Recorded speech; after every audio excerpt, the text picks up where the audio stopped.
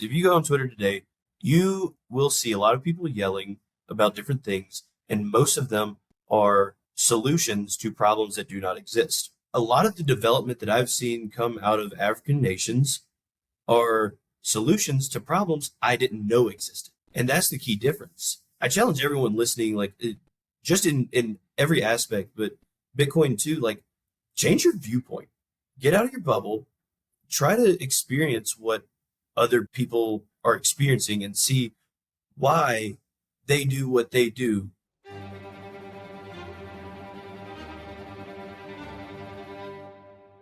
Greetings and salutations, my fellow plebs. My name is Walker, and this is the Bitcoin Podcast. The Bitcoin block height is 832015, and the value of one Bitcoin is still one Bitcoin. Today's episode is Bitcoin Talk, where I talk with my guest about Bitcoin and whatever else comes up. Today, that guest is Tatum Turn Up. Tatum is a Bitcoin entertainer, hosting the hilarious show Between Two ASICs. But he's also a Bitcoin miner and educator, so our conversation ranges all over the place.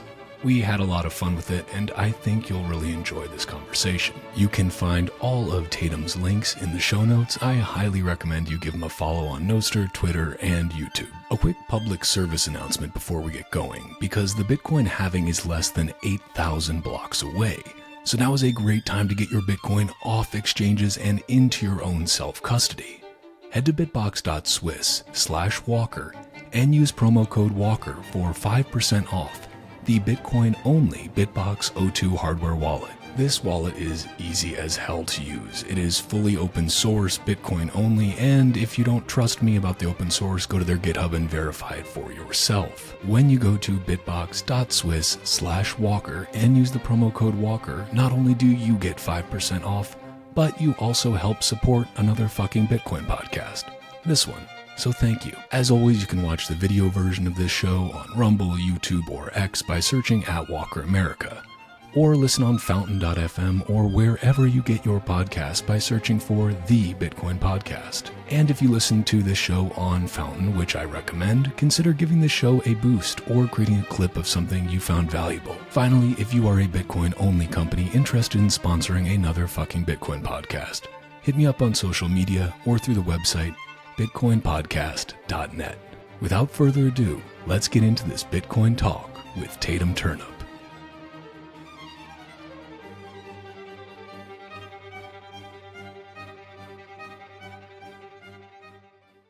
It's real now. We're doing it live. Hey. Do it live. What's up? I'm going to drink on your behalf, just so you know. I appreciate that, man. It's once I get off work, I'm going to delete several beers. I like that, deleting beers. Yeah, I usually just drink them, but I guess it kind of deleting them from existence is also a fair characterization. Yeah, it's been a week, but it's Friday. I'm living life. I'm living large in charge. Imagine being like part of like any aristocracy back in the day, where at what point was the term weekend invented? You know, because like if you didn't actually work, if you were a member of the landed gentry or whatever they call them over in the UK, like that's just, I mean, you're just living all the time. It's rolling. LIVIN. Yeah. Must have been nice. I've always had issues with the calendar. I think it's stupid, and time in general. I'm a UTC maxi. I hate time zones. Like the fact that if we just went on a lunar calendar, we wouldn't have to have fucking February with its stupid 28 or 29 days. Like I understand that sentiment and agree. However, I do celebrate Leap Day every 4 years because it's one of those things, you know, it only comes around every 4 years. Same thing with the Olympics, you know. But honestly, there should be more fanfare with Leap Day. Like it should be the same as the Olympics, basically. Yeah, I mean, like, why are we not having Leap Day parades? I know what I'm going to do next 4 years, because don't have time to plan now. But I promise you, dude, I'm going to have a conference. I want to make my own Bitcoin conference, and I want to make sure that it lines up on leap year, on Leap Day. And then it's only going to be an every 4 year conference too. So let's see, 24, 28. Wait a minute. So leap years also coincide with having, because we have a leap year this year, right? Like this, we have 29 days. Way. Whoa.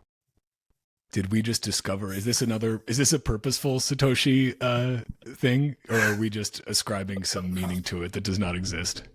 Oh man, dude, I've been having some fun with the Satoshi emails. I've been in the lab playing with HTML on BitcoinTalk.org, and like I think you saw the picture where I said that he's online.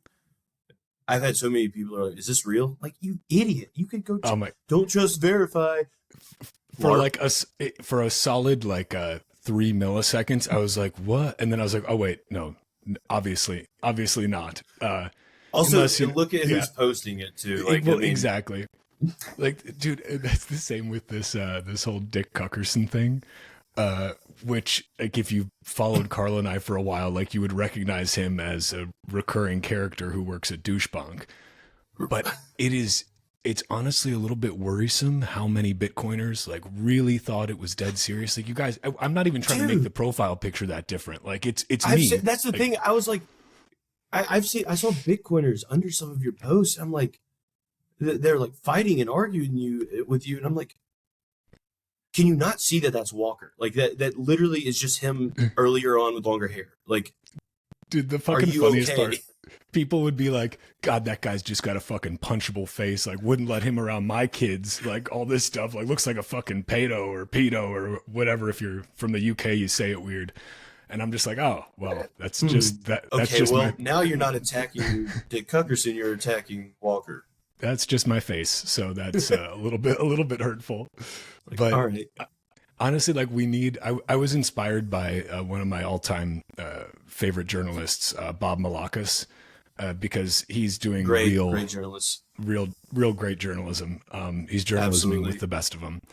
And so I figured, well, you know what? Why not create a character? And of course, Carla's first reaction was like, "Do you really need another Twitter account?" And I was like, "Yes." So that I have too many now, though. That's the problem. Yeah, I was about to say, quick question. You hold down the home tab on Twitter. How many pop up? How many accounts pop up? Fuck, man, a lot. There's a lot. Do you have to scroll? I think so. Yeah. Oh my God, Walker. Well, okay. To be fair, like, there's Walker America. We still have the BTC couple, Carl and I, from when we were like trying to run a more less sarcastic and, you know, humorous side of things, but like that just was too much work. Right. And then now there's Dick Cuckerson. There's the Nostrich. He's up there. Oh, I forgot about Nostrich. Yeah. I forgot all about Nostrich. NY Time's Up. Stop the presses. That was one of the best campaigns ever. Like, the rollout was perfect. It had insane traction. It, like, props. I don't think I've ever given you proper props. Like, that was awesome. And I was like, I know that guy. So yeah, I mean, you had normies, dude. You had people who didn't know everything going on, and I was like, it's happening. Well, there was a period of time where I was like, I got to take this movement to Washington. Like, I've got to get up there in the Capitol and speak to this. Give me a picket sign. Yeah. I mean, it was honestly, that was another one where it was pretty amazing. Like, I mean, good satire should be basically indistinguishable from just absurd reality. And that's the thing. Like, now it is genuinely so hard to tell. But I feel like that stop the presses thing was something where people were like, oh yeah, wait, it is kind of fucked that we just kill all these trees to print newspapers that, you know, nobody really reads anyway. Like, why are we doing your delivery was always so good, because it was like, it was snarky, basically. It wasn't like let me refute your point. It was like oh yeah, good point. This is the standard. Like, it was basically like a punch in the nuts. Like, oh damn, he did get us. Like, you know, for about probably 30 to 40% of those tweets, I would just exactly copy pasta a change the code tweet and just swap stuff out, because I was like, you know, just to again illustrate that these are really loose arguments that can be interchangeable, like with any industry. So that honestly, that made the content creation a little bit easier. But that's the problem, Tatum, is just time is scarce. And, you know, it turns out it is tough being a one-man bot farm, you know, not really bots. I guess Hold on, let me Yeah, log into this account, like yeah, repost. Let me log into this account, like repost. And so I love Bitcoin Bugle. Like I they actually do a did great not job. know. I did not know of. Also, the creator of Bitcoin Bugle is also named Dick Greaser. Um, but Great I name. did not know they existed until someone sent me an article about Orange Pill app as a dating app or something like that. And I was like, why are you sending me this? And I was looking through it and saw it said, host of Between Two Asics, Channing Tatum says, I'm on the app, I'm forklift certified, but still single. I don't get it. And I was like, that's me. And I met him in Vegas, and I was like, so you're the one that wrote Channing Tatum, forklift certified? He's like, yep, that was me. I was like, my dog. Dude, it's fantastic. I honestly think like that. First of all, like I enjoy satire very much. I think Absolutely. if you don't enjoy satire, either you don't get it, which is fine. It's sometimes goes above people's heads, or you just hate fun. And like everything is so fucking serious these days. Yeah. Even when I post like tweets that are mostly serious, I honestly just like to like everything I try to do is a little bit tinted with satire. Like I am not actually a person who likes to say, breaking news, but it's like, God damn it. Everybody loves to put breaking in front of everything, even as they're tweeting something from like 2 years ago. And it's like, this isn't breaking at all. So let's just fucking put breaking in front of all Yeah. of it. Breaking has changed meanings from uh, this happened just now to I want you to engage with this post. And Yeah. like I capitalize on that all the time and say like I'll put all caps breaking and then put the most random, not even like news or anything like that, like breaking, I have to take a shit or something like that. And it's Yeah. just fun. Like I always Breaking throw my some anus. stupidity. Yeah, exactly. Um like about to get a little dark. But a couple days ago on Nostr, someone posted about like men sometimes just need a bro to talk to and stuff, and it it was starting to talk about like men's mental health, and um, I responded to Huddle on something, and I was like, Huddle put it really well. He just said like all these things that are fucking hard, and I was like, men's mental health matters. I'm a two-time suicide survivor. And I was like, dude, this is really dark. I gotta lighten it up. And so I said in parentheses, I know, right? How did I fail twice? I'm really bad. Oh my and I God. was, and uh, Derek was like, I don't know how to react to this, but I'm glad you're here. And I was like, thanks, Derek. Man, uh, first of all, I have not seen that note of yours, so I'll have to go and check that out so that I can also feel uncomfortable about how to react. But but As long as I get the point across. yeah, there we go. No, also that's something that's kind of wonderful about Nostr, right? Is that you feel it is like all jokes aside, it is genuinely a space where you can feel more comfortable, just like letting out an inner monologue, which is kind of nice. Like I don't know how long it's gonna stay that way. That's one thing that I'm like, I've given that thought. Like I've thought about it. I even made a post about it at some point. I really hope that it's backed up on a relay. So I really hope all my stuff is backed up because my personal backup relay kind of shit the bed a little bit. But it said something like this profile is finite. Like there is going to be an end to it. I don't know what is going to be that trigger, but there might be a day where, you know, you're going to see deleted account or something like that, and it's going to have everything wiped except for the notes. Because like what it is right now, that impub is literally it's my echo chamber. It's my just like diary. It's if I have a thought, it goes Nostr. Um, but that is going to change at some point. I just don't know what the catalyst is going to be. uh, I know it's we'll cross that bridge when we come to it, I guess, because like right now, that is the wonderful thing about Nostr is like I It's feel that tight. this is yeah, and people genuinely don't feel like there's no incentive to act a certain way or to engage in a certain way or to farm engagement in a certain way. I mean, there will be, if there, there are opt-in algorithms that people can choose to check out. But for the most part, it's like you are just incentivized to be you, which is a beautiful fucking thing. As opposed to Twitter, where you're just incentivized to troll and engagement bait, because that's what gets out there. But Also, one of my favorite things about it is that like when I'm when I'm posting on Twitter versus posting on Nostr, my thumbs are flying. On Twitter, I'm reading and rereading to see if there's any of those trigger words that might shadow ban me or something like that. Even like Bitcoin. Sometimes I'll tweet about Bitcoin and then not receive a single like on a post for like 3 days. And I'm convinced that it's like a shadow ban thing because it's not like I'm, oh, I deserve so many likes, but it's different. What caused that differentiation? It's like I don't know what I can and can't talk about because I'm going to go in the shadows, and like I would like to keep my account so I can continue to grow between two ASICs and my brand and everything. But also I'm walking on eggshells as I am posting on Twitter. So it is thanks, Elon. Free speech. Yeah, what was his whole thing? Freedom of speech, Free the not bird freedom of reach, or freedom of speech, not freedom of reach. Like they reserve the right to restrict reach, and well, it's also like again, I still use Twitter all the time because I still enjoy it, and I get a lot of news from there and everything else. Like it's a good aggregator. It's great for search. Nostr's been improving a lot search wise, just at least for Primal and Damus both have, but. Like there is just I don't know, it ruins a little bit of the experience to know that you have absolutely no control. Like on Twitter, your tweets are not your tweets. Like they could be wiped at any moment.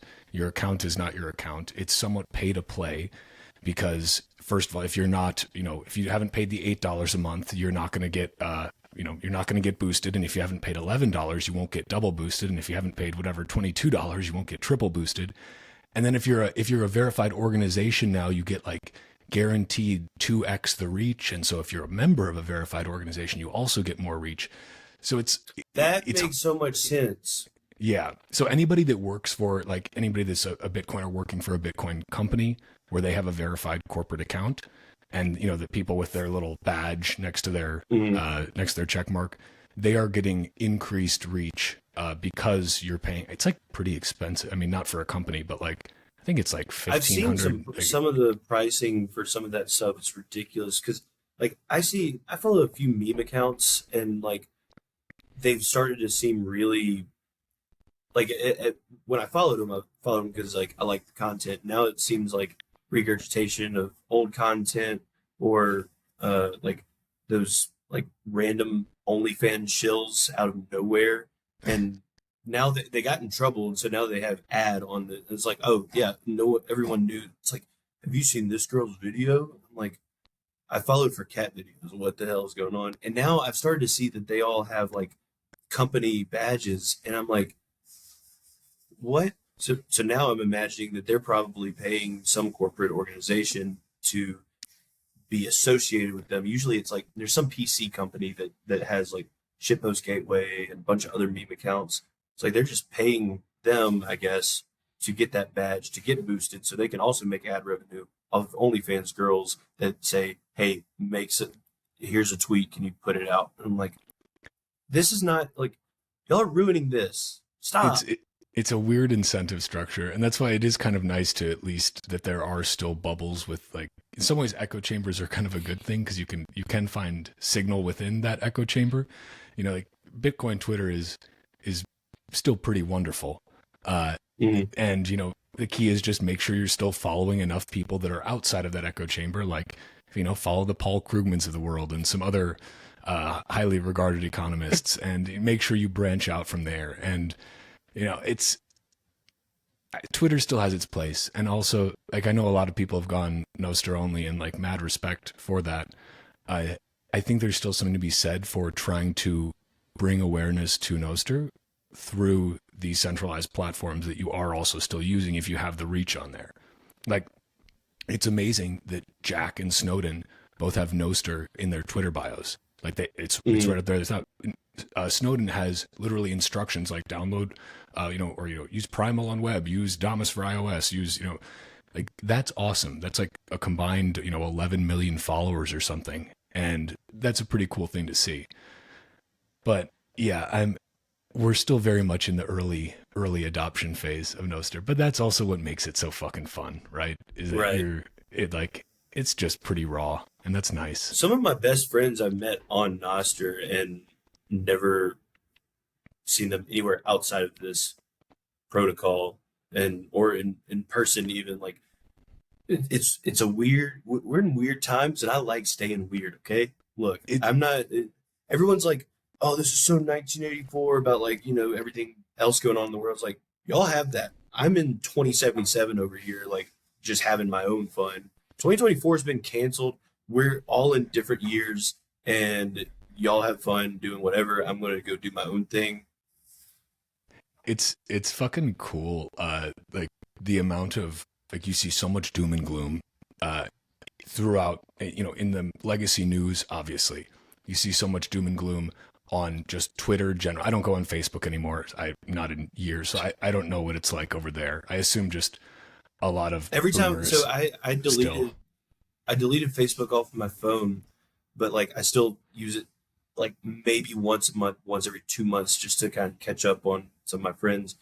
Every single time I get on, the first post that I see is someone dying, or not like a video of someone dying. That's for the for you feed Sure. of Twitter. Yeah. But like one of someone that I know died. It's like they push death announcements to the very top, which I'm not like conspiring that that's like what they actually do, but it's weird that like every time I've gotten on, it's like it's almost like I'm logging on to see who died. Damn. It's like, oh, just deaths and birthdays, I guess. That's what Facebook's Yep. good for these days. But no, like, so again, like so much uh, darkness and from like, it doesn't matter what side of the political spectrum you're on, like everybody has something that is world ending, and it's always especially like this election year is going to be so fucking annoying. It already is. It's Yeah. because it's the most important election of our lifetimes again, always. Oh wait, And that last one and the was most annoying too, one. Yeah, and the one before and everyone. and all the ones in between to the like. Yeah, Yeah, they're all pretty but important, I guess. yeah, but it's like if that was all you were taking in information from, I can see why you would be pretty fucking pessimistic and nihilistic and Hmm. have a pretty dark view of the world. But it's like I find myself growing ever more positive because my own little echo chamber between Nostr and also just Bitcoin Twitter and the Bitcoiners and Nostriches I've met through that, like, is so fucking positive. Not to say that bad shit doesn't happen, like, and people are real about it when it does, but you see people that are actually building shit that is so outside of the current scope of most people's knowledge that you're like, oh, well, this is great. These are like some of the smartest people I've ever had the pleasure of meeting, and they're all building this freedom tech. Like, that's fucking awesome. Like Yeah. that gives me so much hope. And it's like, all right, you know what? Things are going to be okay. I look forward to raising a son in the world that is being built right now, or at least in a parallel system that emerges and is emerging in the world to come. Because the old dog's not going to go down so easy, I don't think. I finally, especially with Nostr, like I feel like I'm finally early to something. I'm part of like a little cool kids club right now. Because, dude, the people who are building on Nostr are cool. I remember in Costa Rica, like I don't know if it was a panel or if it was just discussion.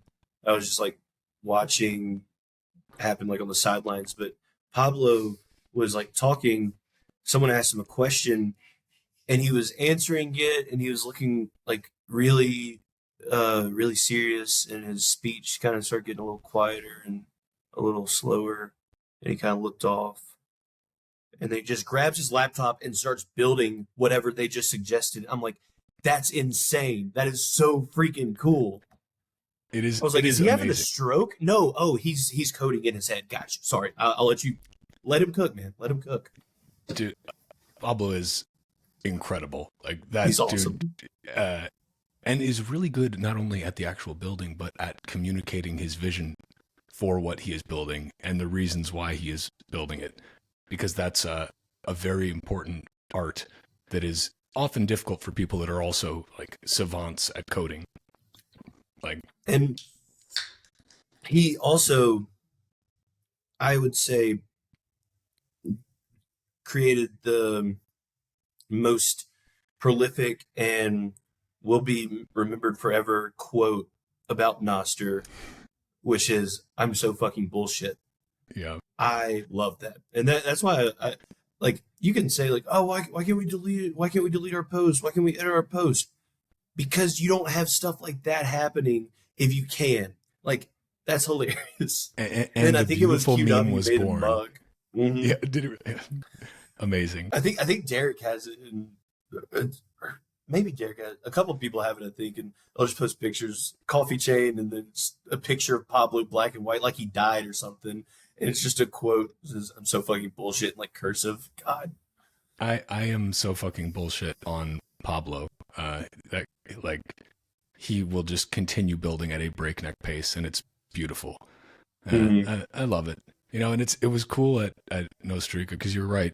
Like, you know, neither of us were particularly early to Bitcoin. Like, we're all early, right?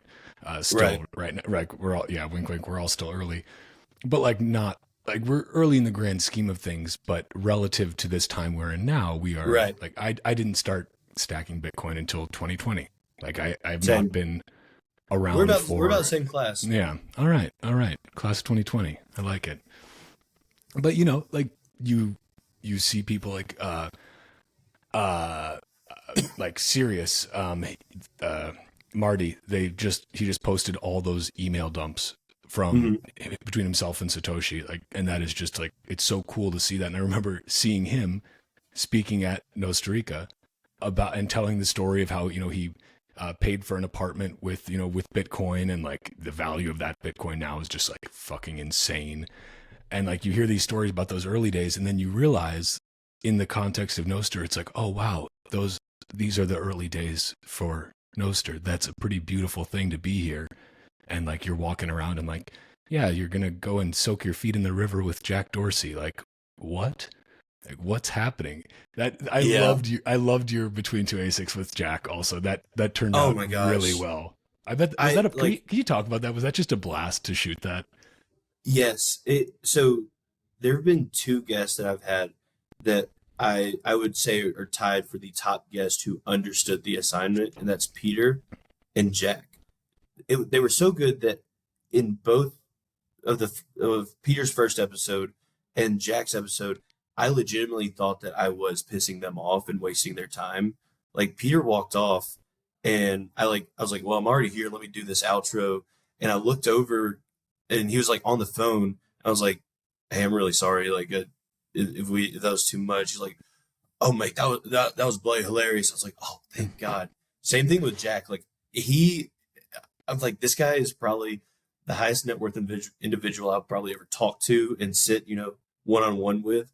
And he took time out to sit in the Costa Rican jungle and have me just basically kind of annoy the shit out of him. And he looks really mad. And I was like, all right, I think we're good. And he just starts laughing. And I was like, oh, thank goodness. That's awesome. I love the But part no, it where was so fun. where he was like, so are you gonna turn the Asics on? Like, they're not on right now. Like, I can't hear them. It's like just so deadpan, so perfect. It was very well done. And you know, that's Yeah, he actually, was great. oh, sorry, go ahead, go ahead. He was great. Like he was. It was like it was. You would think Jack Dorsey would do an interview with someone like me. Like it was perfect. He wasn't trying to put on. He wasn't trying to be too serious or anything like that. Like he was genuinely just like he was like, this is my time to shine. And shine he did. Shine he He did. shone. He shone. Man, but you know, I would actually love to, because otherwise you and I are just gonna, well, and we're gonna continue riffing for this. This is a Friday riff, but I also want to give you a formal chance, or as formal as I get on this show, to introduce yourself. And I like to ask a simple question, and so I'll ask it to you. You are Tatum Turnip, and it is Close. Turnip, Yeah. right? Yeah, All right. sure. Tatum Turn Up. Okay, but I think Turnip might be a cool rebrand, but that's beside the point. Who are you, man? And how did you get here today to be doing what you're doing? I don't know who I am. Thanks That's for an sending okay me into an answer. existential crisis. No, I'm Tatum Turn Up. I'm a former TradFi uh, worker, I guess. I don't know. That nosedived into Bitcoin and never turned back. And I got a degree in banking and finance. Now working in industry, actively trying to destroy the industry I got my degree in. Bitcoin mining enthusiast, and overall shit poster, comedian. If that's a very generous term, but I've been called that. Been called a smart comedian. Been called a diet anarchist. Quick story on the diet anarchist. Someone, I can't remember who it was. They're like, you kind of, I would call you a diet anarchist. I was like, what? What do you mean by that? And they said, you talk about hating the government all the time, but you also kind of suck their dick. And I just deadpan. I was like, kind of a point. I don't know if I'm honored or offended, but you have a point. And it kind of was true. But I'm a good boy. I pay my taxes, but that's who I If am. the IRS is listening, like wink, wink, yeah, I pay him. Yeah. I'd pay my taxes too, like a statist fucking cuck, because Yep. I know that if I don't, the IRS will literally come and knock on your door and fuck your shit up. That's on an unrelated note. Everyone should have kill switches and have a circular economy ready if they need it. If some, I'm just saying that sometimes accidents happen. This is just a public service announcement. Maybe you tragically fall to your death or get in a car crash where the car's never found or anything like that. But just be prepared. You know, take that with how you want, and Anyway, Walker, next topic. Well, that was an excellent answer, and I was stoked to talk to you. I'm glad we got a chance to do this because I feel that in some ways, Tatum, you and myself, we follow similar paths in this wild Bitcoin space, and so Carl and I, as you well know, started out just making absurd videos, and we still do occasionally. We just have a little bit less time now because there's an awesome baby that's hanging Third around with human. us. Yeah. He's cool. By the too. way, holy crap. That picture of him laughing, I like I'm a big, masculine dude, like I'm I can tough. tell by the mustache. I saw that. You know? Yeah, I think. But then I saw that picture. I was like, oh my God, I want a baby. I'm like, oh my God, did I just turn into a girl for a second? But like, that was the cutest picture I've ever seen of a small human. It was awesome. Man, the desire to raise a human is, I think, neither, like, it is both feminine and masculine. If you are a man and you want to have a kid, that doesn't make you feminine, Right. It's, in fact, I have done, in my relatively short life, I have done quite a lot. There is nothing that compares to the couple months I have spent with my incredible wife trying our best to raise this little dude, and the many years that we will have in the future of us doing this. Like, it is fucking cool. And I've heard that it's something that you can't describe, you can't feel other than just actually feeling it. Like I I am like super excited, not necessarily ready by any means, but I'm super excited to be a dad and like actually because I mean I've seen several, the whole anecdote of, you know, fathers being really protective of their daughters or sons and like there's this compilation on YouTube, several compilations of dads being awesome. It's like a baby about to fall off a swing or something. The dad just instinctively like one hand catches Odell Beckham Jr. And I'm like, I wanna have those instincts. I think I've wanna seen be one of that those. guy. Yeah. Yeah, I love watching them because it's like one day I want to be in a dad's being awesome compilation. That's it's a good life goal. But because it's funny, like with all of just again, there's so much like nihilism and anti-natalism that you see with, especially like the insanity of people being like, what do they call them? The dinks, the dual income, no Dual kids. income, no You see, kids. those videos were going, yeah.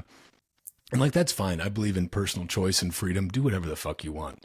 But like the people who are legitimately like in a non-satirical way saying, I'm not going to have kids. And that's me doing my part for the environment or something. Like, I am so sorry you are suffering from severe mental illness. Like, that is really sad. But also Like, that's it's a Go beautiful ahead, way sorry. I was going to say it's a beautiful way that evolution and natural selection is making sure your genes don't get passed on. So don't worry, you are So pulling thank yourself you. out of the gene pool voluntarily. The rest of the world will be better for it. Please don't have It's kids just like you want. like you said, like you can have your choices and stuff. Like that statement, I'm not going to have kids. Okay, that's fine. No harm there, whatever. And this is how I'm helping the population crisis. Okay, that's where you lost me right there. Yeah. Okay, like you, you're dumb. But It's insanity that people have been like brainwashed into thinking that it's somehow altruistic or like that I'm doing my part. Like it's like you're not playing the part that you think you're playing, but that's cute and do whatever the fuck you want. I really don't care. But also yeah, do it in quiet. Stop making TikToks. Like just like if you don't want to have kids, like that's totally fine. But don't make it your personality and try to go viral. Like that's cringe. That's really weird. it's like actually cringe, like not the kind of cringe that like you and I and Carla do. It's like genuinely just cringe. And just it's a Oh. terrible acronym too. Like you're calling yourself a dink. Like yeah, okay, again, fine, but man, rough Hey, look. quick side story. So Love side stories. I found this little like thrift shop a couple blocks away, and I was just looking around. They have these socks that have they're just like those old school like gym socks with the stripes at the top, and they have like words on them, just silly stuff. Like I got a pair that says "Daddy," love those. Great. And then I also got another pair that said "Day Drinker" because I like day drinking. It wasn't until like 2, 3 months later that I figured out there was no R in it. It says "Day Dinker," um, Oh, and huh. so I don't know what a dinker is. Someone said it was a pickleball thing. I'm too scared to look it up because it sounds like I don't want to look it up. But yeah, just maybe I'm dyslexic. I have sex daily. I mean, dyslexia. Sorry. See, happened Oh, again. there we go. It's happening again. So maybe So, were the socks on sale? Because maybe that's the typo had something to do with the reduced price. Who can say? Yeah. unfortunately, no. I paid like fifteen Paid full dollars for a pair of price. socks. Shit, man. But I day drink. I love day drinking. I'll wear these when I day drinking. Like, no, Day I'm just dink. gonna be dinking. I'm just gonna be dinking. Oh, that's unfortunate. But yeah, long story short, I highly recommend having kids when you are ready for it. I am Oh, very early in oh, this journey. Yeah, right now if you want. No, but it's uh, I have never been lacking in purpose in my life. That's not been an issue for me. I felt pretty good about where my life is heading, but I've got to say, having a kid gives purpose an entirely new depth that is really cool because it's okay. I have a like that's what question. you're Do you? building for, like what if not you're building so you can retire on some island by yourself in Right. however many years. Like, okay, cool. If that's what you want to do, freedom of fucking choice, do whatever you want. But it's cool to know that you can build something that you can then use to make your offspring's life better and more meaningful. And I think like the ultimate goal of like any dad should be, and I don't have a daughter yet, so I can only speak for a son, but it's like, I just want to raise a son who's a better man than I am. Like, Mm. I want this to be an additive process. Like, I'm not fucking perfect, that's for sure. And so I'm just going to try to do my best. And luckily, I've got a fucking badass wife that helps a lot. But, She is pretty damn cool. she's pretty fucking cool. Yeah. I still, still not sure how I lucked out there. It's like, oh boy. Yeah. Lucky man. I mean, if I were to see y'all like randomly not knowing y'all, like y'all are two like objectively attractive looking people, I feel like y'all make a really cute couple. And Just turned into a girl again, dude. What's There, with me? What's in the water today? I Yeah, don't know baby what fever, and I'm saying people are cute couples. What the hell? having like some sort of almond soy milk over there or something like that. I did start my vegan diet last night. I'm just kidding. Oh, I ate with a vegan out, last night. get He's out. really cool. He's super cool. He's a Bitcoin miner. I had a question for you. Do you feel like, and you can elaborate this on the stages of like you and Carla finding out y'all are pregnant and then Apollo being born, um, even when y'all are trying, did it feel like your purpose that you had felt up until that point was amplified or changed when Apollo was in the equation, or lack thereof, just thought of Apollo? Or do you feel like you have a new purpose now, or is it some kind of like Venn diagram combination of both? Like, what is that? Like, how's Yes, that? yes to the both, because it's like, uh, I guess I would say that it gave me a different layer and level of purpose, and it gave me a greater urgency is the wrong word. Like, Severity, kind of? yeah, maybe. It made me realize that, like, I've tried to, and Bitcoin has been very helpful with this, but have a very low time preference and think about the future without, there's no reason to make yourself miserable in the present, right? Like, the present's all that Right. exists. Life is meant for living. That being said, if you only live for the moment, then that tends to not always turn out so well. But like, mentally, you should appreciate the present, because the past and the future don't really exist. Like, all we have is the moving present. But this just made me realize, like, oh shit, like, it made me want to work harder. It made me want to make sure that I'm the kind of man that my son can look up to, and like to be also a better husband, because it's like, that's part of raising kids is also like, how well are you supporting your partner in all of this? Right. And like, I'm lucky that mine's again, she's a badass lady. I'm fortunate there, but yeah, it's a I'm excited for the next however many years of raising kids. Like, we're just dipping our toes in. But it's cool. What I love to see also is that, like, Are we about Bitcoin. to get another pregnancy announcement? Is that No, what you're saying? no. We're gonna take a nice little pause here. But it's amazing to see, like, Bitcoin baby number go up. Oh Like, my God, dude! it Nico is clear. had his kids in it too. Yeah, congratulations, Nico and Sophie. That's fucking awesome. Like, you've noticed, like, there's been a lot of Bitcoiners that are like, yep, A ton. either first kid or second or like third, or just babies coming Bull out. It's market. like, well, I think it was building in the bear market for the bull market. Like, now, babies are made in the bear market. They're born in the bull market. I think that's There we go. There we go. That's we can put that on a plaque. coin that. Yeah. I like it. But no, it's a cool trip so far. And again, like, back to the hope for the future thing. I do not want to be nihilistic about what the future has in store, because that means that I am resigning myself to leave my child, mine and Carla's child, a shittier future than we have right now. Like, fuck, It's like, no. all that for what? Yeah. It's like, no, like, I want to, like, fuck you, totalitarian, neo-communist, Marxist fucks. We are not going to bend the knee to you. Like, there is a better world that will come out of everything that is being built right now.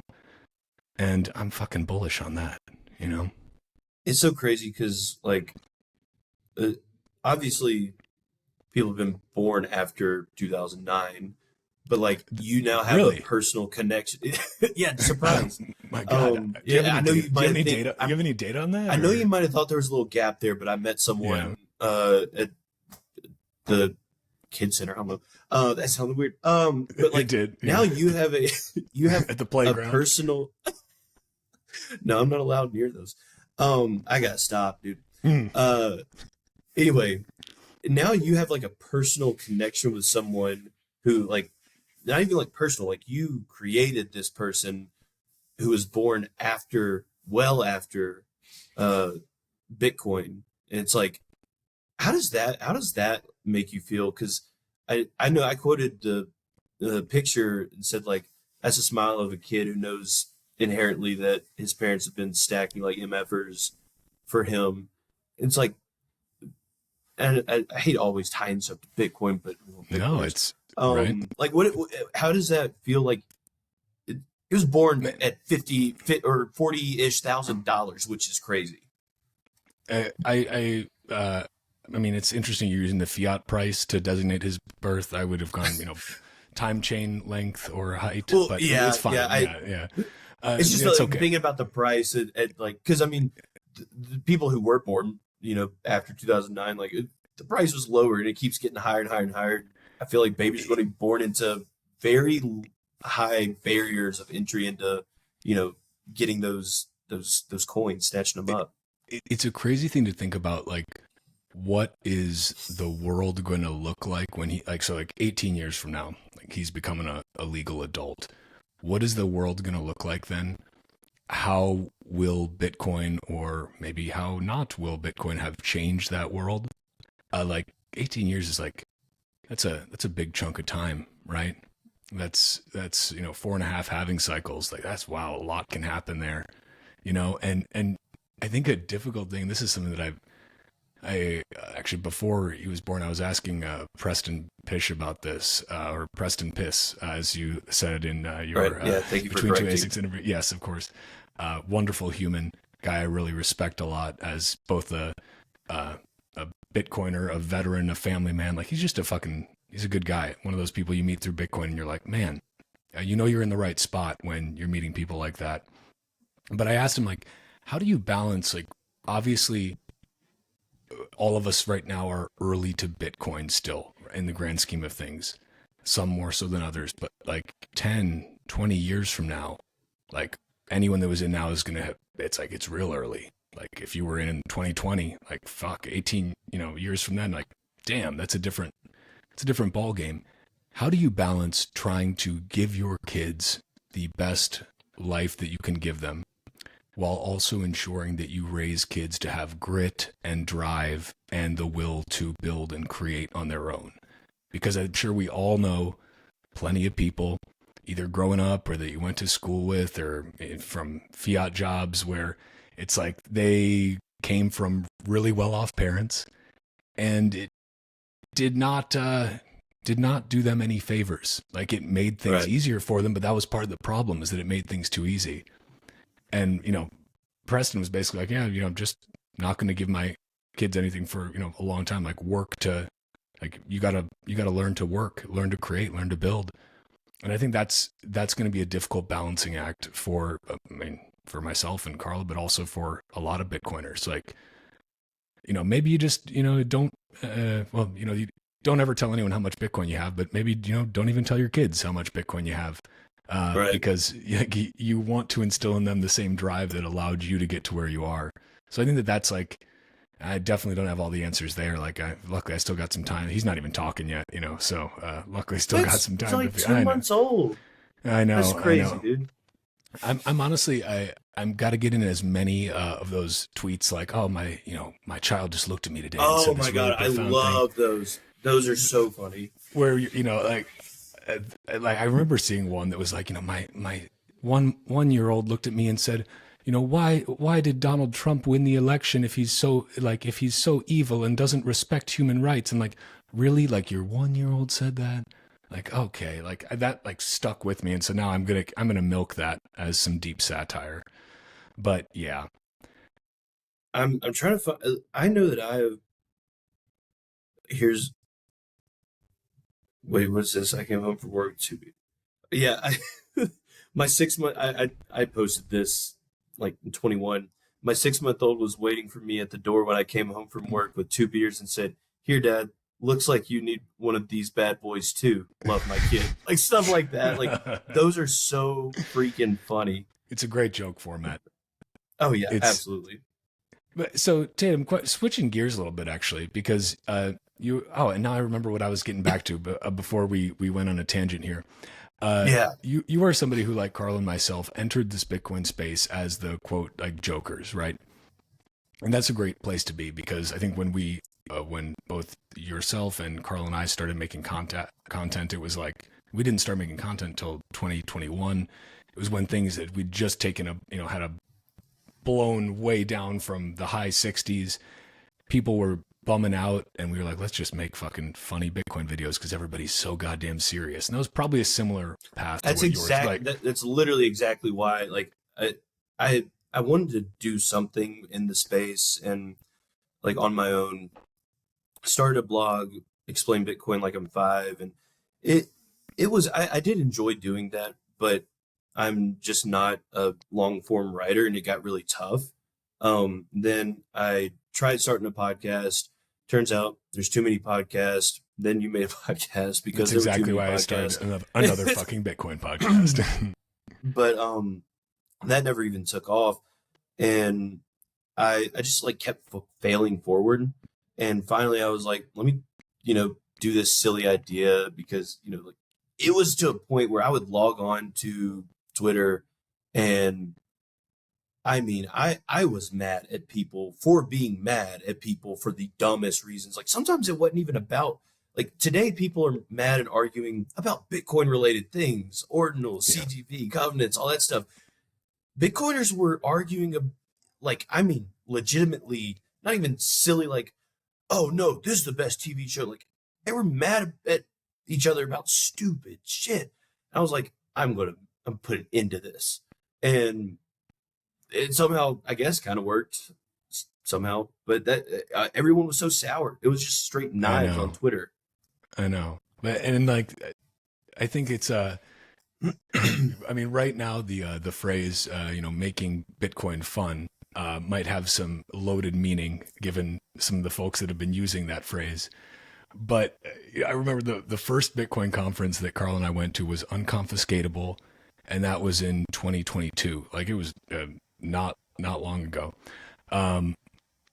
And we were on a panel. It was Carl and I, Gandalf, who dressed as Gandalf. I remember that. Yep. Yeah. Nico was up there, an angry old goat, as well. And the panel was called, like, Making Bitcoin Fun Again. And it's so ironic that Gandalf was dressed as a wizard too. It was beautiful. But, I think there's this, like, there's quote, make Bitcoin fun again, which is being used by some right now for certain reasons, whatever. Then there's, like, making fun Bitcoin content.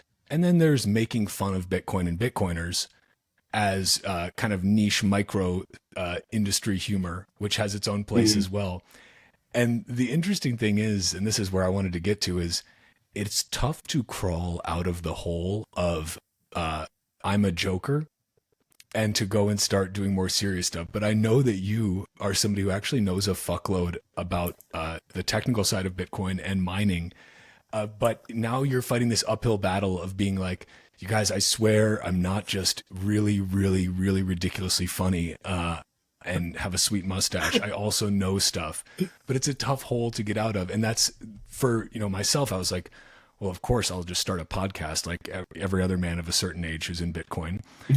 And then, you fit the honestly, demographic. I was legitimately going to start this podcast. The initial way was as a joke, like to be a Bitcoin podcast about Bitcoin podcasting and have it be complete satire. But then I was like, I actually do want to have serious conversations with people and talk about stuff because I'm quite fascinated by it. And my fiat job is I'm still mining fiat. Like this is a hobby for me, but it's a great hobby because I get to talk with Bitcoiners about Bitcoin and about Nostr and about fucking monetary theory and fucking neo-Marxists and all sorts of stuff. And like, that's really cool. But show me your brain. Is that the correct phrase? Talk to me a little bit. Shit. Okay. Not the brain, your brain. But like you actually do, you home mine. You've also like, I don't know, talk to me about fucking Bitcoin mining, man. Talk to me about how you started getting into that And let's set the record straight. Tatum is not just a moderately funny guy with a mustache. There's a brain behind that mustache. You have activated my trap card. No, I I didn't want to get into mining actually. The my kind of like not necessarily orange pill story, but kind of like how I started deep diving was that I was at a TradFi job that had a lot of adverse effects on me. Like, not even exaggerating on that. We can talk about that later. But Yeah. I had a very abusive boss, and it was my girlfriend at the time. She asked me, like, she knew that I was miserable at the job, and she asked me, like, how much research do you do in your free time about life insurance? I was like, none. Wouldn't want to. She's like, how much research do you do in your free time about Bitcoin? I was like, all right, I like where your head's at. I see where you're going. And so there was, this is a really fun story actually. I, I only worked at this particular job for a year, and I made $12,000 the entire year. Um, and there was one case that I had that if I closed on this deal, I would basically be about even. I'd be on the right track to where I'd be able to more easily crawl out of the hole that I was in. It would still be really difficult. And I was traveling, and the guy called me. He's like, "Hey man, what's up?" Small talk, whatever. He's like, "So I'm really sorry, but like I think we're going to go to someone else." I was like, "Okay." He's like, "This is usually where you're trying to like pull me back in, like upsell me." And we were friends too, so it wasn't like he was just some random client that was trying to test my sales skills. But he was like, "You sound really okay with that." I was like, "Oh yeah, no, totally fine." And he was like, "Tatum, I'm just going to be real with you as a friend. Like we're going to give you a lot of money. I know, roughly about how much you get." I was like, "Dude, seriously, don't worry about it." It's like, okay. Hung up, called my boss. I was like, "Yo, Mr. Boss," ooh, about docs. I was like, "This is my 4 week notice over the phone. I know it's crazy, but I am giving you 4 weeks rather than two. I'm going to tie up everything, and I'm be done. So, thanks for everything you did." Said that very emptily. He did anything for me, and he was like, "Oh, hold on, let's talk about this." And I was like, "No, I think we're good." So I hung up. Just like 10 minutes later, his boss calls me. He's like, "Hey man, what's going on?" I was like, "What's up?" He's like, "Just checking in, seeing how things are going." I was like, "No, you're not." And he's like, "No, I like checking on my team." I said, "I've never talked to you in my entire life. Like, you do not care about me right now. 10 minutes ago, I just resigned." And basically aped out, had no plan whatsoever. And that's something that my dad always told me, to always have a plan. And I called him. I was like, this is where I start crying a little bit. I was like, my dad's about to kill me. I'm also scared. I called him. I was like, "Hey man, I just resigned from almost in my where I worked." I was like, "I just resigned from my job," and he's like, "I think you should have." And I was like, "What? You're not mad?" And he's like, "No, we're gonna get through this together." I was like, "Oh, sweet, awesome." That's how bad it was because my dad wasn't upset that I quit without a plan. So from there, I just started grinding. This was when I started trying to get traction on these projects of like, how do I get into the space? And I was doing the blog, the attempted podcast, and just brainstorming all these other ideas of how can I contribute. I even tried learning to code because I was dumb. Bitcoin has already existed for like 12, 13 years at this point. I'm not going to bring any developer resources to Bitcoin. Ended up taking um, taking a few. I took a Palms Crypto Academy. That was ironically where I got fully actually orange pill, like hardcore, crazy enough. And from there, I just started kind of serially applying to jobs. And I one of the guys that was in my cohort offered me a job where he was at. He was like, "You should apply. I think you'd be really good at this." And there's a mining company. I joined, had no idea what mining was.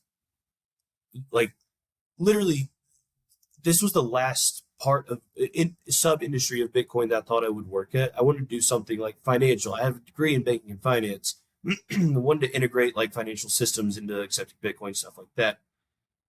At this point in my life, very shortly after I joined, I don't want to do anything but Bitcoin mining anymore. That was a really long-winded answer of how I got started with mining, but I now I'm love like, long-winded. hey, look, I'm your guy then. All right. Now it's like, you know, I'm doing everything I can around mining. I'm, reaching out to people on Twitter. Has become like Twitter for Bitcoiners for the past couple of years has been the new LinkedIn. But like I have this subsection of followers, like they're starting to populate my entire feed or following people I've followed that are just like talking about, overclocking, doing experiments with custom firmware and, talking about future of hardware and stuff like that. And talking about their horror stories at facilities and things. And it's like that stuff. Never would have thought that I'd just be like so glued into these long form posts about the ideal tuning for chips on a certain board or something like that. And here I am. Like I absolutely love it.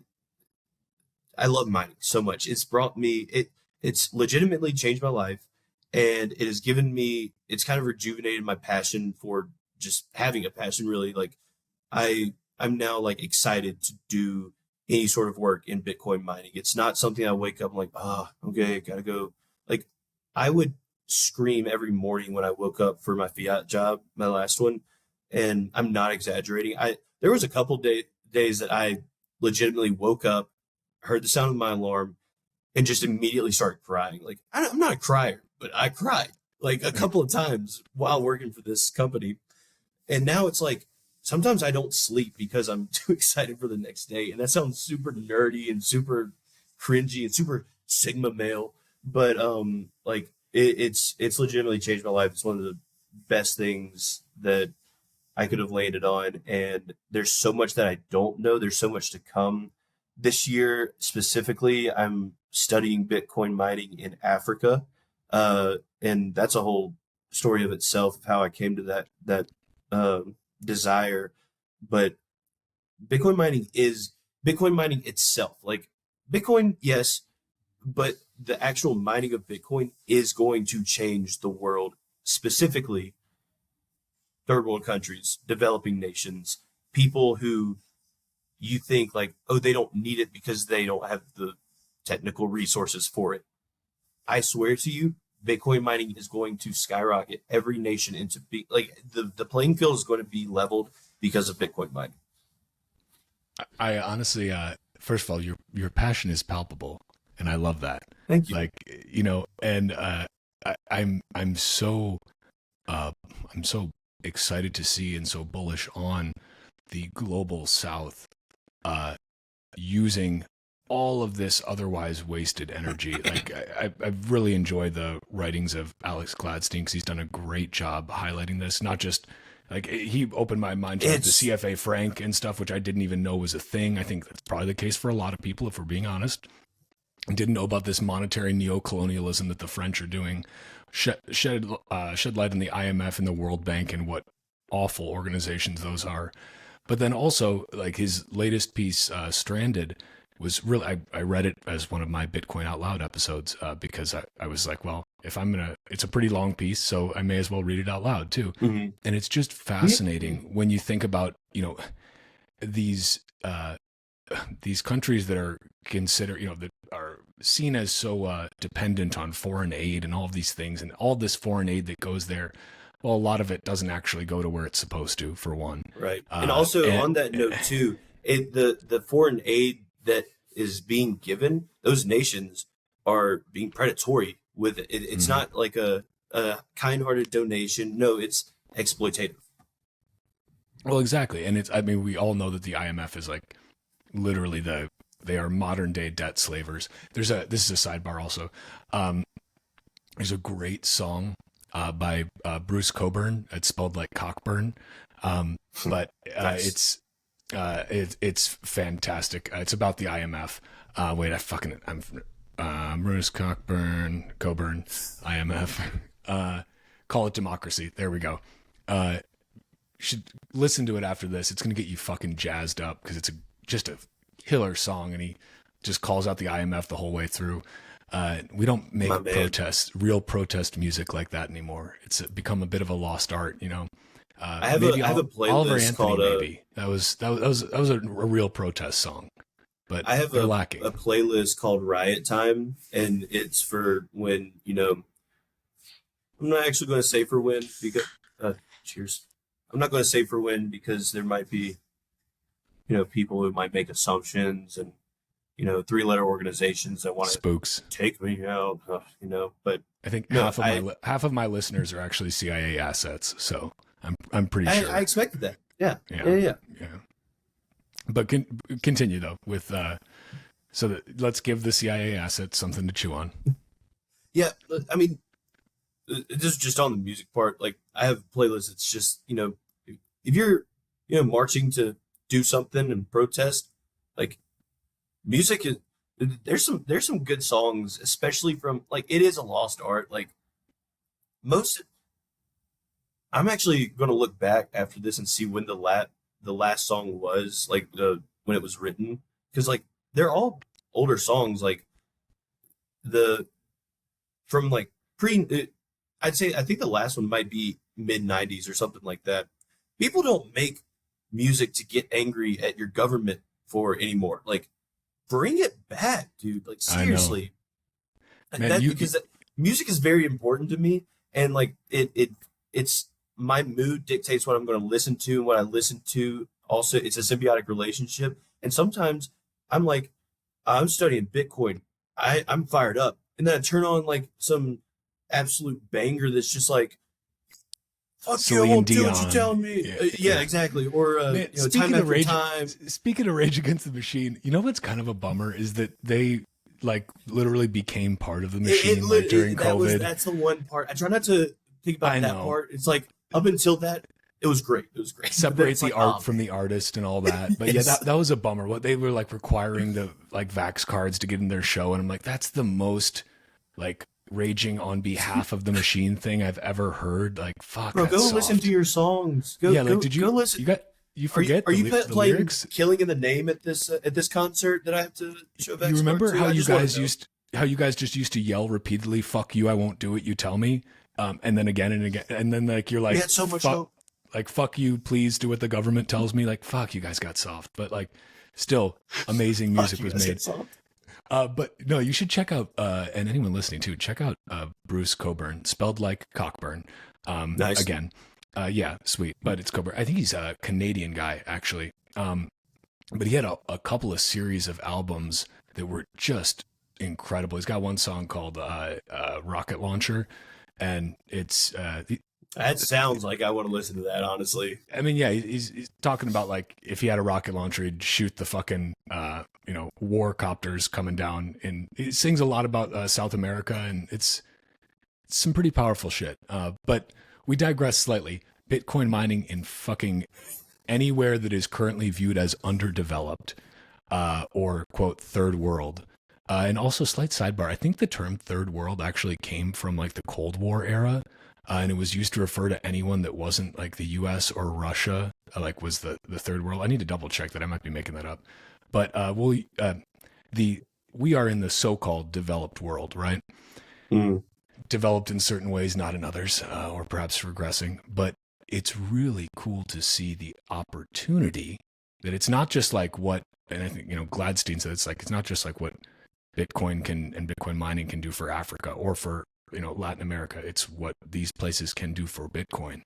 Like, this is incredible. I was just talking to KG, who created Machankura, which is the no internet required Bitcoin over USSD short codes service, which is just incredible. Like, that's amazing. And now he's building a self-custody solution that'll use SIM cards. So, like, anyone with a feature phone can self-custody Bitcoin. Like, that's fucking awesome. Mm-hmm. And, like, that was one of the things that, sorry, I just got a message that I had to respond to. Oh, no, you're good, man. I was just going to say, while you're responding, it's some of these things will not be built by someone in the so-called developed world because there's not the push, there's not the pain point to require it to be built. And so that's why, like, I think that the global south is going to do so much for Bitcoin and for Bitcoiners and for sovereignty in general, because they are living in circumstances that we in our financially privileged Western upbringing don't have to fucking deal with. Like we are, we are in a bubble. Even if you are, quote, disadvantaged, but you were born in America, grew up in America, you are more advantaged than the vast majority of the world. If for no other reason than your country prints the world's reserve currency. But like, it's cool to see what Gridless is doing. In 100%.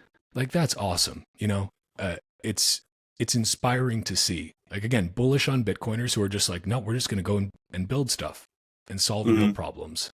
Like, that's cool, man. That's why I had like a weird kind of, I guess, relationship with, if I ever heard someone talk about Bitcoin mining in African nations, I initially kind of thought like that's a little predatory because they're using cheap energy from, these nations that the government, there's a lot of government corruption, there's a lot of poverty, and like, why are you taking that away from them? But what I didn't realize was I was super, super wrong. And what's happening is that like it's creating demand enough for infrastructure to go in to power, entire cities basically. Because there's right now the way that I have an episode Between Two Nodes coming out soon. I keep I'm having technical difficulties for some reason because I record it in MKV format. If anyone knows how to convert a file from MKV to MP4, please hit me up. But it's a long story. But it was with Adam O from Upstream Data, and the way that he explained it is that like there is no economic incentive to put large scale power and energy infrastructure in some of these places because there's not enough demand for it to just make sense. And there is a zero risk buyer of that energy when you introduce Bitcoin mining. Like no one's going to, it's not like they're also they're so, that's the biggest thing about Bitcoin mining that I thought was nothing, but it is huge. It's like, oh, is the demand too high right now? Let's shut off a couple of Bitcoin miners, or let's underclock them. Oh, do you need more to meet the requirements for, some power deal or whatever? Let's overclock them. Let's turn more on. Like the only other thing that can do that on demand like that is batteries, and they are way slower. Bitcoin mining is literally the solution to demand response, and it will balance grids.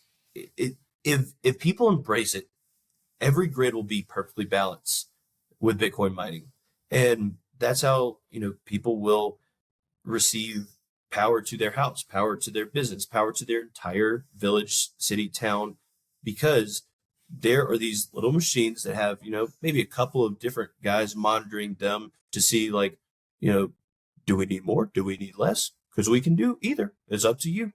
And on top of all that, of course, is the coding of you're introducing Bitcoin to these ecosystems that arguably need it the most. And that's where another callback to Gladstein, Check Your Financial Privilege is one of my favorite books of all time. A lot of people, especially during the bear market, have argued that they're like, oh, debunk the Bitcoin as a hedge against inflation, perk. It's like, okay, what's your primary currency that you use? Tell that to someone who has just watched their currency go parabolic in the terms of Bitcoin. Like, I don't know if you saw, I can't remember who posted it, but it was a video of screenshots of Bitcoin hitting all-time highs like last week in at least 6 or 8 different currencies. Yeah. It's a hedge against inflation for them, whether it's up or down, because I don't know if you've seen it in USD, the price chart, it's, you know, it's up and down, up and down, up and down. For them, straight up. No matter what the price would be for us, it was a hedge against inflation for them. And like I'm saying that broadly, I don't know exactly what countries it was the video included, but I mean, one of my favorite facts is that you can literally hold what 100 billion or 100 trillion Zimbabwe dollars in between your fingers because they make those notes. There's a reason they make those notes because like and also that happened in like a very short time frame. But for one would equal 100 billion or whatever it was. God, all right. Whew. Dude, no, it is wild. And honestly, a lot of like in the Turkish lira, Bitcoin was already making all time highs like months ago. Like that had already happened. Like, and it's, again, I would also, I would slightly argue again. I think the inflation hedge framing has some issues with it because simply, I will agree with that. Not that it's wrong, but that people think in too short of time frames, and so they say, well, inflation's like, why inflation was up last year? Why was Bitcoin down? Or inflation was up last month. Why is Bitcoin down? And it's like, again, change your fiat yardstick. Any fiat currency is an inherently poor measuring stick. You're trying to measure a new system with the broken and flexible yardstick of the system that is being replaced. But also, I think a useful framing is just, it's a hedge against general monetary policy uncertainty and overall fiat fuckery. Like, it is a hedge against fuckery, basically. Like, because like, no matter what that fiat price does, that's why we say 1 Bitcoin equals 1 Bitcoin, right? Because yes, that's certain. You can tell. Because it's a meme, like, and then people are like, well, what does that mean? $1 equals $1. It's like, no, it doesn't, because you can't tell me what the denominator of dollars is. And if you can't tell me what the denominator is, then you don't know what piece of the pie you hold. And the reality is that denominator is always increasing. With Bitcoin, your denominator is always going to be 21 million. And so that's like it. But then again, it's like, is that even a more useful framing? Because now you're talking to people about monetary uncertainty and fiat fuckery, and they're like, dude, you sound like a fucking wackadoodle. Like, I don't know what you're saying. Yeah. But at a certain point, people have enough pain where they come to Bitcoin, you know? Yeah. Like, it really is one of those things where, like you said, I completely agree with you. That's one of the things that real early on in Bitcoin kind of gave me a lot of conviction was that, like, yeah, you know, we're in America, we use US dollars just like the rest of the world because that's who we are, whatever. And it's like, why is Bitcoin down? Well, let me think in the perspective of someone else. You know, the lowest class citizens in America are arguably better off than some of the high class citizens in other nations that you probably couldn't even point to on a map. And those are the places where, like, they need it way more than you do. And I think a lot of people, I wouldn't say all, but a lot of people get into Bitcoin because they want to. And then they realize that they are there because they need to finish that quote off. But it's because that's why I got in. I got in because number go up. The line kept getting higher, and I was like, yeah, why not? I'll make some money. I came to get rich, and I stayed to get even, and that's the pinnacle of it all. Is like it's solving literally every single problem that I learned about getting my finance degree and more. It's a come for the money, stay for the revolution, brother. Yeah, exactly.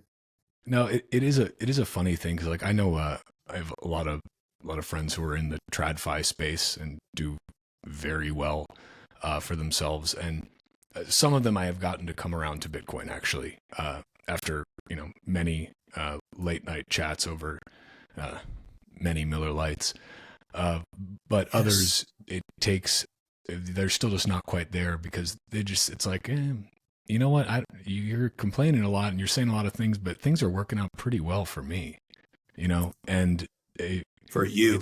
it's getting smart by choice or getting smart by force. And most people end up getting smart by force, for better or for worse. It's just the way it works out. Right. But that's why it's also, I think, a great opportunity for the global South to be able to leapfrog forward a bit, because you have people who are comfortable in their Western bubbles or their, Western European bubbles, and they just don't see the need yet. Like, that's an opportunity, that's a hole to fill, where these nations that have been under the boot, like of fucking France, for example, for way too long, have an opportunity to get out from under that boot and lift their people up, and also to contribute in massive ways to Bitcoin itself by creating awesome solutions on top and around Bitcoin. Like, that's fucking amazing.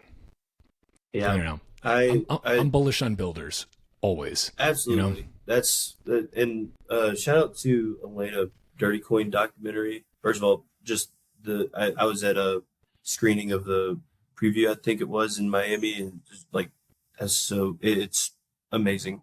But also, she has connected me with a lot of African Bitcoiners, and specifically African Bitcoin miners. And also Marshall Long, OGBTC, been mining since 2010, and now he's in it in I want to say that he's in Nigeria right now, which, I mean, that's very relevant today because Nigeria going ham on crypto and stuff. But there's a lot of people, like, the innovation that's coming out of African nations is showing that, with like the things they come up with, like SMS Bitcoin, I would have never even thought, like, what if you could do that? I wouldn't have, and someone thought of that and then also made it. That proves that there is no ceiling to what they can accomplish, of different tools that they need. We don't see it. We don't see the need. We are. I feel like there's, especially if you go on Twitter today. Let me say this: if you go on Twitter today, you will see a lot of people yelling about different things, and most of them are solutions to problems that do not exist. And a lot of the development that I've seen come out of African nations are solutions to problems I didn't know existed. And that's the key difference. I challenge everyone listening, like, just in every aspect, but Bitcoin too, like, change your viewpoint, get out of your bubble, try to experience what other people are experiencing, and see why they do what they do, because it all comes back to, just different cultures, different infrastructure, different systems that you are not used to. And that's why I try to lead with empathy, because even in my own nation, there are tons of different upbringings and tons of different cultures. And I try to lead with empathy because I don't know why this person is making the decisions they are, because I make these decisions based on this that could be different for them. But I'm super bullish on builders, super bullish on Africa, super bullish on Bitcoin mining. Like, I'm getting a little too bullish, dude. I might start growing horns. Like, Man, but it's a different kind of bullish than just NGU bullish, which also bullish on that. Have we said bullish enough yet? Maybe. Okay, yeah, well, we'll bullish, retire it for now. Bullish. But, Yeah, but it's like, it's not just like I think when we say bullish in this context, what it means is hopeful. Like, yes. Hopeful because you see that, again, as you said, a lot of people argue, and this isn't just as it relates to Bitcoin, but you see this across every aspect of political debates, economics debates. People argue about problems and solutions to those problems, or that they're not really actual problems. Maybe they're, in the fiat world, they're more so symptoms of the deeper disease. And the solutions that they propose never cure whatever that disease is. They just put a Band-Aid on the boo-boo, you know. I got a kid now, so I can say boo-boo. And in the Bitcoin space, it's like there's so much debate happening, whether it be around ordinals and like you know, whatever your opinion on that might be. Like I've talked to Lop and I talked to Giacomo about these things because they both know a lot more than I do. And that's one of the perks of being a podcast host. Now I can just ask questions that would otherwise it's a Trojan horse to get answers. Yeah, because that's what I want, you know. And they both presented really valid opinions on both sides of this. Not that Jameson was on one particular, we know what side Giacomo's on. Not that Jameson was on the other side of that, just that he presented a really interesting point about ossification as it related to the death of SMTP and centralization of email, which is like a really fascinating thing. Like you ossify too quickly and you actually tend towards centralization. Like these are really cool things. And he should know, he worked in SMTP for 10 years. Like the guy knows what he's talking about. My point being, we're rambling a lot today, but I love it.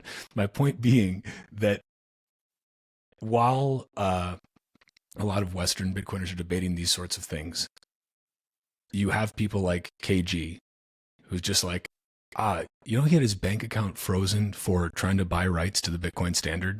I think he was going to translate it or something. His bank froze his account for trying to somehow purchase reprinting rights or something to the Bitcoin standard. They froze his account. And that was one of the things where he was like, well, do I try to get my bank account unfrozen, or maybe I just build a solution that allows Bitcoiners or people to use Bitcoin in Africa with a feature phone? Like, we don't even see feature phones in the US hardly at all, unless somebody's buying a burner. Like, it's just not a thing. But that is extremely prevalent over there. And again, it gets back to like, it's very easy to get sucked into the minutia of these different debates. But then it's important to take that step back and look at what people all around the world are doing, because there are problems that, as you said, you don't even know exist until you read about them, until you talk to somebody who's actually going through that problem. Gladstein, again, has done an amazing job of highlighting so much of this. I'm very grateful to him because I've learned a lot through his writings. But take a step back and realize that, you know, the Western Bitcoin scene is not the only one. It's not that those conversations are not important. Like, I think there are some, like, it's good that we're honestly debating things like this within Bitcoin, right? Like, these are like, we're debating kind of very, they're technical things, but they're ultimately like, they're market questions, right? Right. And that's also the beauty of Bitcoin, though, right? Is that at the end of the day, like, Bitcoin doesn't care. The free market will decide. And, you know, as Giacomo made a really interesting point, because I was like, is filtering out these, you know, ordinal type transactions, is that manipulation, or is that like, why not just let the free market do its thing? He's like, Walker, like, people deciding to do that is the free market working. Those are decisions of free market actors doing that. I was like, that's actually a really good framing. So yeah, that was a rambling way of saying, again, I'm very hopeful because around the world, anybody can build on Bitcoin like anybody can build on Nostr. And you're seeing, that's actually, you know what? You done to switch gears a little bit? Yeah. Wait, but before we do, I wanted to do it. I wanted to add on and say that shout out to Safety though for it. I don't think it was KG that he responded to, but he posted something about his books, and someone said something about like not being able to afford them or something, and Safety literally responds like, pirate them. Like, yeah, what a G. He basically is saying like, you can open source it if you want. Like, I'm just saying. So he's a fucking cool guy. The only thing that my only beef with Safedine is how he cooks his beef, and that is in a stainless steel pan versus a cast iron. Insane, absolutely insane. It is insane. But you know what? A guy can't be perfect, right? So he needed to have that fatal flaw of being a stainless steel maximalist. Safedine, you probably will not listen to this podcast, but in case you do, it's okay. None of us is perfect. Someday you'll come around to cast iron. It's not that hard to clean. It's actually quite We'll easy. welcome you with open arms. We will. The cast iron maximalist community is extremely welcoming. That's what I've come to find out. Yeah. But no, what I wanted let's to just change gears. By the way, so also I have a hard stop at 3. Sweet. I've got a hard stop at in 1 minute before that. So actually, I'm still in power here. Yeah. But good to know. Okay. Yeah. Just want to let you know that. Cool. I appreciate it. What I wanted to talk about is just at a larger scale, like as we go into this next election year, did you know that 2024, it's something like it's either 49 or 50% of like people around the world are going to be voting in a like presidential or like top level election. Like it's like the highest concentration of national elections in 1 year, I think like ever, which is kind of wild. Is that based on voter registration or voter eligibility? Let me hold on. We're gonna find it. It's I'm pretty sure it's, let's see. Okay, let's see. Oh, from Time Magazine. Jeez. Oh, and the link I clicked is malformed. Nice job, Time. Doesn't matter. Point being that we can look this up afterwards. You can, don't quote me on it, but you can quote me on it. It is a historically dense year of elections around the world. The top seats of power will be changing hands. Oh, I'm sorry. You were talking globally. I'm talking globally. Globally, all around the world. There are more elections. Like I think it's like 50%, which is pretty wild. Like, and maybe even more. That's actually crazy. When you it's wild. So like weird. All around the world, you have power changing hands and being handed off. And we're at this crazy point in time where, back to Twitter. Elon's like all pro free speech, right? And a lot of things have improved, I would say. But also, like, India just like made Twitter blacklist and remove a bunch of content. I think Twitter is like not even accessible in a number of countries. Obviously, we know like it's not getting through their firewalls, right? And so this is I'm bringing it back around to Nostr because I think that this election cycle is going to actually drive a ton of awareness around the need for open protocols around publishing. We've also got right now going on the trial of Julian Assange, which he should not even be on trial. All he did was act as a journalist should and publish information that was handed to him. Bro said, "Hey, insane. This happened," and now he's locked up. It is genuinely, if they genuinely move forward and they extradite him and he just continues to be locked up, whether he's extradited to the US or he's continued to be locked up, and I think he's in Belmarsh, right? It's like the really fucking it's the really fucking hardcore prison over there in the UK, like awful. That's kind of like the death of free speech and the death of the right of the media to publish the truth, and whether that truth be inconvenient or not. It's insane that we're even at that point. And the fact that you don't see every major news organization jumping at the chance to say, we stand with Assange, like he should be freed, he should have all the charges dropped, build a fucking statue in his name because he had the balls to actually publish what what others wouldn't. Like that is fucking nuts that we are at this point. And again, like a lot of people just aren't even probably paying attention to this right now. And fuck, I don't know if Nostr does not fix governments coming after you for publishing information, but it does provide another channel for information to be published. And that's a powerful thing. I truly hope that Assange is like, I mean, you want to know how, like, that, as I say ad nauseum, there is no red, there is no blue, there is the state, and there is you. Love that.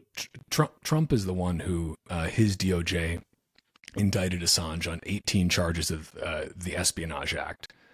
So that started under Trump. It wasn't the Obama DOJ. They started to push on it, but they realized they weren't going to have a good case. Trump's DOJ did it.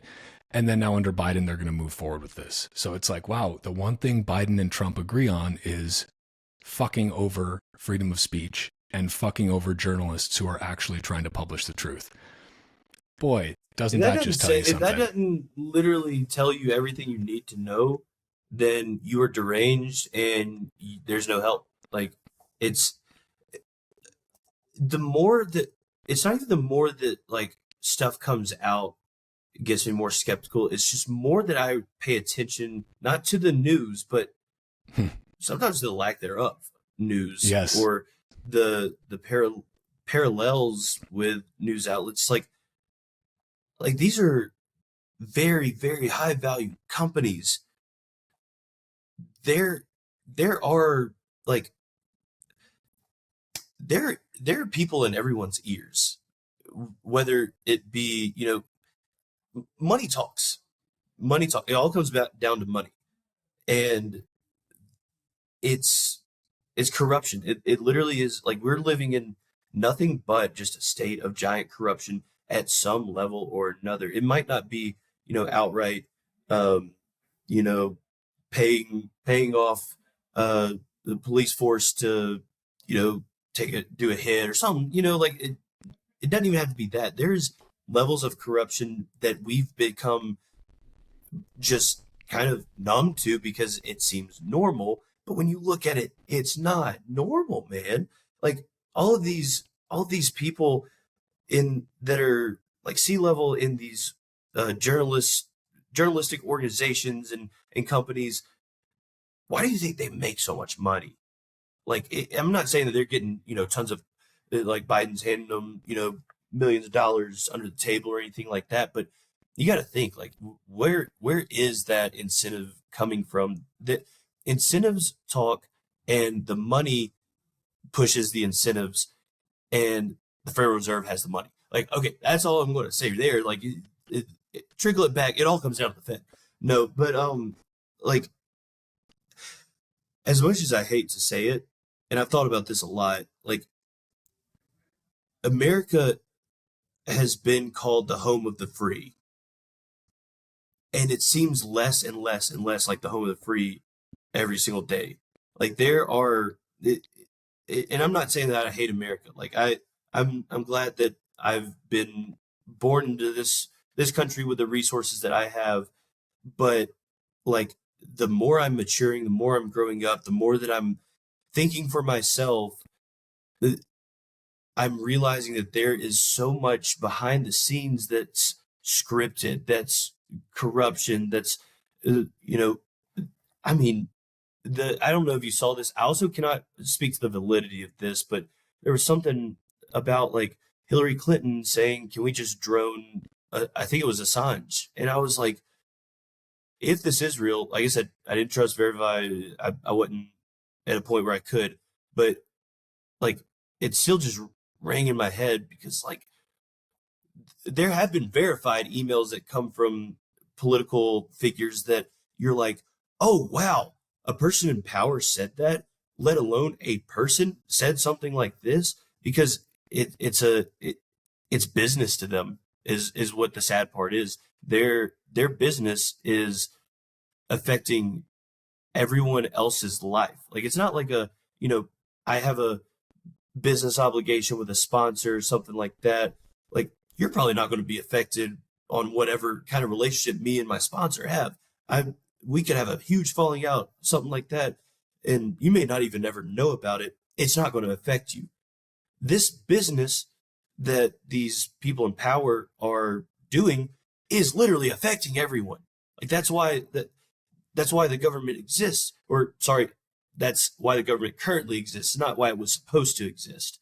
And it's just where the money talks. Take for instance, the Mississippi governor, Tate Reeves. He is one of the worst humans on the entire planet. And I'm very proud that he's blocked me on Twitter. But like I mean, he he was driven by money because of several things, and not necessarily even more on him, but like Supreme Court, for instance, they there was a bill a couple of years ago on legalizing medicinal use of marijuana. 72% of the state voted yes, let's do that. And like, it's not even like a mix up in the choices or something like that, because there were two choices of one, like an add-on or something like that. But no, like it was 72% people said yes, let's legalize this. That's awesome. That's how laws are passed, right? The Supreme Court didn't want to do it because the incentives that they wanted weren't there. They were getting paid off in the back. I'm convinced of this because I've seen this happen with Tate Reeves. Their pockets were getting stuffed by organizations that drive them to stay in power because they didn't like the marijuana bill. And that's where we are. It's all government and choices are monopolized, not even oligopolized. It's a monopoly on whatever they want. The people do not have a voice anymore. Sorry, I kind of went off right there. No, you're good, man. You're good. There's a lot to touch on there. I'll work backward. A parallel to that is Elizabeth Warren, who is the classic, loves to claim she's on the side of the little guy. She's against. Wait, you see the director of marketing for Bitcoin? Yeah, she is. Yeah, gotcha. I think it's an unpaid internship, actually. Okay. But yeah, she is allegedly on the side of the little guy and anti-big bank, and she's tweets things about this bank and that bank and all this stuff. But then she shows you what she really thinks when she's says literally, like, I don't often agree with the CEOs of multi-billion-dollar banks, but when it comes to Bitcoin, I do. And it's like, that's funny. Where's that's that incentive? Like when it comes to the thing that actually matters, which is control of the money. Okay, so now you do agree with them. And this is what I think, this is honestly what I really love about Bitcoin as it's entering and has entered the public discourse more, and the Overton window starts to shift where presidential candidates are talking about Bitcoin. Like, it holds up a mirror to everything because Bitcoin just is, right? How you react to Bitcoin shows a lot. Because if you are going to be vocally against an open, permissionless, decentralized, censorship-resistant monetary protocol that anyone in the world can freely use, that is not controlled by any single entity, okay, why are you against that? How can you possibly be against that? I want someone to frame it like that to people, like the especially Elizabeth Warren. Like, are you against freedom of XYZ? Like, yes. Oh, tell me why. Like, it ultimately just comes down to giving people choice, right? It comes down to the freedom to choose how you live your life, to choose what is the best money for you that you personally choose to save in or conduct transactions in. And it's just fucking absurd. Like, you start going down the laundry list of money laundering that is done by JP Morgan, HSBC, Deutsche Bank or Douche Bank, all like of these, all of these major banks. Like, I mean, fucking A, Bitcoin, Jeffrey Epstein wasn't using Bitcoin, as, Jack Mallers pointed out. Like, Epstein didn't bank himself. His banker was JP Morgan. Like, and we had no idea. It's like, really? You had no idea? Like, fuck you. Bullshit. Like, it's absolutely insane. But I will agree with the government. The mask is coming off. They can protect us. Yeah, of course. They protect us by choosing for us. They know best, right? You know what? Here's the problem. Whenever, and I'll speak for Americans, and you can agree or disagree on this, but I'm an American, so I'll speak for the American experience.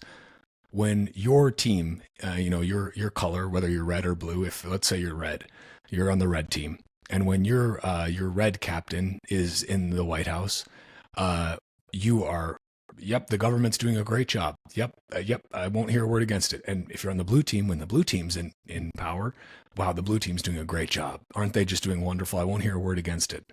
And if you're on the red team while the blue team's in power, you say they're doing a shit job, and vice versa, right?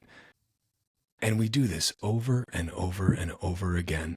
And for some reason, people, like, they think that when their guy's in power, the government somehow becomes benevolent. when their political presidential puppet is in the Oval Office. Oh, the government's doing a wonderful job and they care about me and everything's peachy. And then the other guy gets in office and, the government's terrible, blah, blah, blah, rabble, rabble. It's, I hope that, and I think for Bitcoiners, a lot of Bitcoiners have gone down this path of realizing, again, there is no red, there is no blue, there is the state and there is you. This, like the state is the state, is the state, is the state. And having this mentality of, oh, well, I'm just going to support my team whenever they're in power because, if I don't, at least they're not as bad as the other guy, but each team thinks that. That's the mentality of each side. That, well, it's not as bad as the other guy. Our guys, they may have their faults, but they're not so bad as those red guys or those blue guys. And it's this fucking incessant wheel of doom that just keeps spinning down and down and down. Meanwhile, the things that actually matter, the base layer of our society, which is money, is being just sneakily degraded, sneakily withered away to nothing as your purchasing power trends towards zero. And it's like, fuck, people. If there's one thing I hope is that the discussion around Bitcoin, which is becoming more pervasive, helps to wake more people up. Because the things you're arguing about, the things that you find that are so important, these policy decisions, they're all moot unless the money is fixed. Because like you said, it just comes back to the money. And until we have a fix for that, we're fucked. But that may sound very nihilistic. But the more people that freely opt into this open system, the better things get.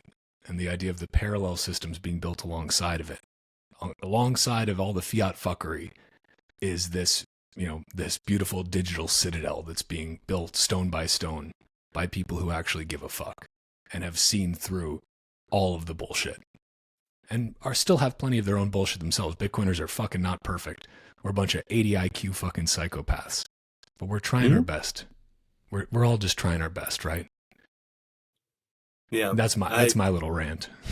No, I like that. It's easy to see a white car on the road when you're looking for a white car and miss every black car that goes by.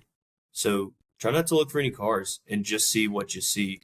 And what I'm saying is that, like, look at the good, look at the bad. There's a Twitter account, holding Biden accountable. One of my favorite Twitter accounts because, and I'll say this, I'm open, but I voted for Biden. And because he had a lot of promises that I really liked. They would be good for me. They would be good for a lot of other people. Didn't act on a single one. And they go back and pull receipts and say, like, oh, did Biden just tweet this? Let me pull out this statement from when he was running that completely is opposite from this. It's contradiction after contradiction, and comes back to money, comes back to incentives. But that's why I'm out of it now. Like it doesn't even feel worth it because I have an open system that I've opted into, and I can live my own life. It's very tiresome because it is the reality that we do live in, and we can't fully avoid it. Like it's not like I'm just not going to pay attention and live my own life, but there is, some silver lining whenever you do open your eyes to it and kind of have a little cushion of, something that no one in the White House can affect because it's just going to keep going. So, yeah, it's I'm interested to see, and there's, the good thing about election years is that there will hopefully be a lot of good memes to be had. That's a given. That's a given. That's the one thing I'm looking forward to. Yeah, no, same here. And honestly, looking forward to some of these debates because they're just going to be hilarious. But it's also just like bad lip readings. Oh yes. Oh, I love some bad lip readings. Love presidential debate bad lip readings. Oh, there's a fucking great one that I still remember about Bernie Sanders. You're talking about, you're referencing that bad lip reading account or channel on YouTube. Is that what you're talking about? Yeah. Fucking great. I gotta go check that out again. I haven't looked at it in a while. I know what I'm doing tonight. I'm watching the entire, going deep down some bad lip readings from past debates. Yeah. No, but it is so sad that we're at this point where it's like, we've got these, Biden will be, 80 something, 82 this year, and Trump is 79, or like they're basically the same age. Like, and it's just fucking sad. It's like, really, in a country of 350 million people, that's the best we fucking have. Come on. Like, what's crazy is, aside from Biden and Obama, I think the last 4 or 5 presidents are all the exact same age. Not while they were in office, like they are the same age today. Dude, I'm pretty sure Bill Clinton, who left office 25 years ago, is younger than Biden and younger than Trump. Let's see how old Bill Clinton is. Bill Clinton is currently 77 years old. And Trump is, 77. I think Clinton was the start of what I was talking about. Yeah. And Biden is currently 81. So Bill Clinton, who was a president in the 90s, is the same age as the guys running for president right now. And the one who is president right now. That's fucking nuts. Progress, baby. Yeah, you gotta love it, right? Gotta love it. But hey, we have things to be hopeful about. We have open protocols with really fucking smart, driven people building on top of them. And that gives me a lot of hope. That gives me hope for my son's generation, that they're going to be, they're Generation B, right? This is Generation Bitcoin. And it's going to be a beautiful thing, I hope. But I have hope, so that's a good thing. But I know you have a hard stop. I know you have a hard stop here, Tatum. And, I appreciate you sharing your scarce time, because, well, Bitcoin is scarce, but Bitcoin podcasts are abundant. So thanks for sharing your time on another fucking Bitcoin podcast. But before we go, anything else you want to drop out? I'll link your channel. Everybody should go check out Between Two ASICs. It's fucking hilarious. If people want to learn more about your less jokery side, should they follow you on Twitter? Is there anywhere else they should go? Send people where you would. Twitter is going to have the best of both worlds. You'll see me constantly shitpost, but also you'll see me throw out just like some crazy, just like, whoa, that was... But I've started to do more long form stuff, not necessarily long form, but like serious journaling type deal. If you just go to @Tatum on Nostr, or if you go to @Tatum Turn Up on Nostr, which is my regular profile, it's linked in my bio. And that's where I'm kind of logging, my genuine thoughts and experiments that I'm working on, progress on my essays. I have a couple of essays that I'm working on too. But yeah, Tatum on Nostr is going to be, follow both my accounts on. I'll drop the links in there. Yeah, I got you. Well, sweet, man.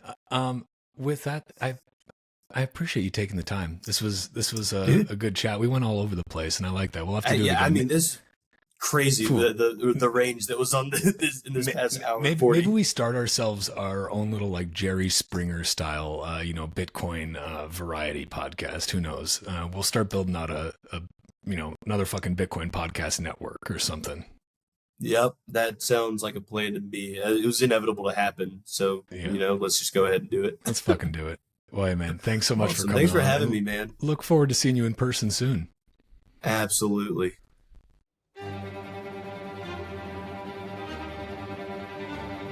And that's a wrap on this Bitcoin Talk episode of the Bitcoin Podcast.